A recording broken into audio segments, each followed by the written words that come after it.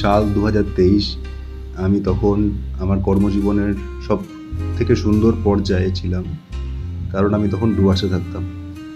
তো ডুয়ার্সে আলিপুরদুয়ারের 88 কেবি সাবস্টেশনে কিছু কাজের সুবাদে আমাকে যেতে হয়েছিল।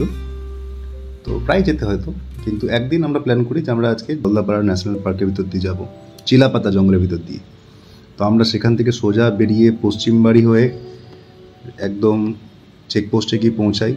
সেখান থেকে ভিতর রাস্তা দিয়ে প্রায় 19 কিলোমিটারের ভিতর লম্বা রাস্তা এই জঙ্গলের ভিতর দিয়ে আমরা পেরিয়ে কোদালবস্তি চেকপোস্ট হয়ে তারপর সোজা হাসিমারা হয়ে জলদাপাড়ার মেন গেটের সামনে দিয়ে বেরিয়ে আসছিলাম। আসামের কাজিরাঙ্গার পরই আমাদের এই জলদাপাড়ার স্থান এক সিংহ বিশিষ্ট গন্ডারের জন্য। অনেকই এখানে গন্ডার আছে, আমি একদিনই দেখতে পেয়েছি। শুনেছি নাকি রয়্যাল বেঙ্গল টাইগারও আছে, হাতি, 3-4 রকমের প্রজাতির হরিণও আছে। ঠিক আছে, তো দেখা কার পায় এখন সেটাই মেন বিষয়বস্তু। জঙ্গলের ভিতর দিয়ে যখন আমরা যাচ্ছি, ভিতর তো একটা বেশ আনন্দও কাজ করছে, একটা প্যানিকও কাজ করছে যে দেখতে আদৌ পাবো কি, আবার পেলেও কি সাবধানে ফিরতে পারবো, সব রকমই যেরকম থাকে মাইন্ডের মধ্যে চলতে থাকে।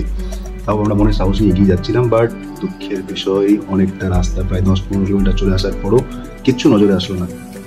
তাই মনটা একটু খারাপই হয়ে গেছিল।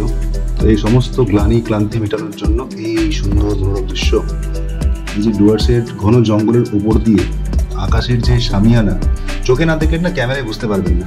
হঠাৎই চোখে এসে পড়ে এলিফ্যান্ট ক্রসিং জোন। মনে আবার একটু আশা জেগে ফেলি যে দেখতে পাবো হয়তো, আর ঠিক সে আশায় বাস্তবায়িত হয়। একটুখানি যাওয়ার পরই আমাদের ঠিক চোখে পড়ে একদল হাতি, তারা জঙ্গলের মধ্যে বিচরণ করে বেড়াচ্ছে।